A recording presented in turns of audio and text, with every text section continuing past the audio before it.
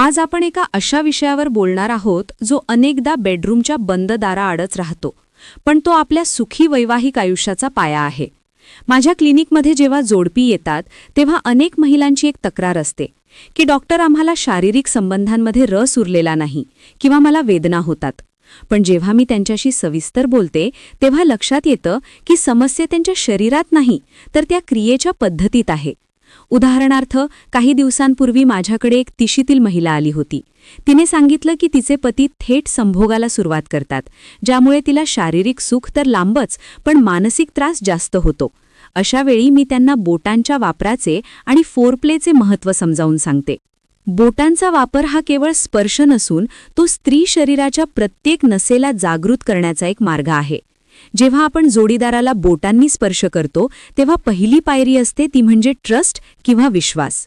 माझ्या एका पेशंटने अनुभव सांगितला की जेव्हा तिच्या पतीने तिच्या नखांची काळजी घेऊन हात स्वच्छ धुवून तिला स्पर्श केला तेव्हा तिला जास्त सुरक्षित वाटलं. हे छोटे बदल खूप मोठे परिणाम घडवतात. हातांची नखे कापलेली असणे हे केवळ स्वच्छतेसाठी नाही तर ते तुमच्या जोडीदाराच्या आरोग्यासाठी महत्त्वाचे आहे. योनीची त्वचा ही इतकी नाजूक असते की एका लहानशा ओरखड्यामुळे तिथे इन्फेक्शन होऊन युरिनरी ट्रॅक्ट इन्फेक्शनसारखे गंभीर आजार होऊ शकतात. त्यामुळे सुरुवात करताना नेहमी शांत रहा. जोडीदाराच्या डोळ्यात डोळे घालून त्यांच्या मनाची तयारी जाणून घ्या.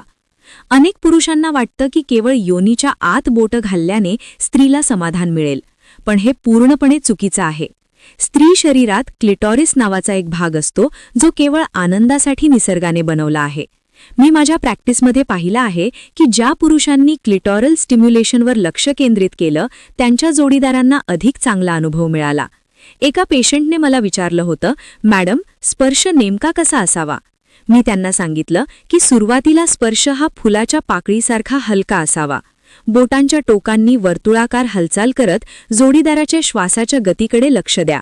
जेव्हा स्त्रीचा श्वास जड होतो किंवा ती डोळे मिटून घेते तेव्हा समजा की तुमचा स्पर्श योग्य ठिकाणी आहे. या प्रक्रियेत ल्युब्रिकेशनचा रोल खूप मोठा आहे. माझ्याकडे येणाऱ्या अनेक स्त्रिया तक्रार करतात की कोरडेपणामुळे आम्हाला आग होते. अशावेळी जर तुम्ही चांगल्या दर्जाच्या वॉटर बेस्ड ल्युब्रिकेंटचा वापर केला तर बोटांची हालचाल स्मूथ होते आणि घर्षणामुळे होणारा त्रास टळतो. बोटांच्या सहाय्याने जेव्हा तुम्ही योनीच्या आतल्या भागाला स्पर्श करता तेव्हा साधारण 2 इंच आत पोटाच्या बाजूला एक जी स्पॉट नावाचा भाग असतो. तिथे बोटांनी हळुवारपणे येथे ये किंवा स्क्रॅचिंगसारखी हालचाल केल्यास स्त्रीला एक वेगळाच आनंद मिळतो. माझ्या एका पेशंटने सांगितलं की या पद्धतीमुळे तिला आयुष्यात पहिल्यांदा ऑर्गॅझमचा अनुभव आला. हे सांगावंसं वाटतं की प्रत्येक स्त्रीचं शरीर वेगळं असतं. एका स्त्रीला जे आवडतं ते दुसऱ्या स्त्रीला आवडेलच असं नाही. त्यामुळे तुमच्या जोडीदाराशी संवाद साधा. त्यांना विचारा, तुला हे आवडतंय का, किंवा मी अजून हळू करू की जोरात? संवादाने अर्ध्या समस्या सुटतात. अनेकदा पुरुष घाई करतात. त्यांना वाटतं की जेवढ्या लवकर ते शेवटपर्यंत पोहोचतील तेवढं चांगलं. पण स्त्रियांसाठी हा प्रवास जास्त महत्त्वाचा असतो. बोटांच्या सहाय्याने तुम्ही त्यांच्या शरीराचा नकाशा समजू शकता. त्यांच्या मानेवर, पाठीवर, मांड्यांवर बोटं फिरवून त्यांना पूर्णपणे रिलॅक्स करा. जेव्हा एखादी स्त्री मानसिकदृष्ट्या रिलॅक्स्ड असते तेव्हाच तिचं शरीर प्रतिसाद देऊ शकतं. माझ्या अनुभवातून मी सांगेन की ज्या जोडप्यांनी शारीरिक सुखात प्रयोगांना आणि स्वच्छतेला महत्त्व दिलं त्यांच्यातील भांडणं कमी झाली आणि जवळीक वाढली. केवळ बोटांचा वापर करणे म्हणजे एखादी मेकॅनिकल क्रिया नाही, तर ते प्रेमाचं प्रदर्शन आहे. तुम्ही जितक्या हळूवारपणे आणि काळजीने स्पर्श कराल तितका तुमचा जोडीदार तुमच्या अधिक जवळ येईल.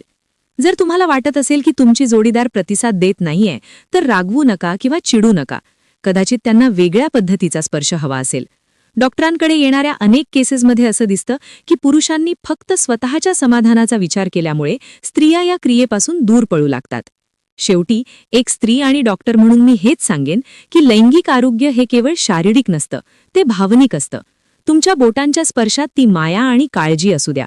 जर तुम्ही जोडीदाराच्या आनंदाचा विचार केला तर तुम्हाला मिळणारं समाधान हे दुप्पट असेल.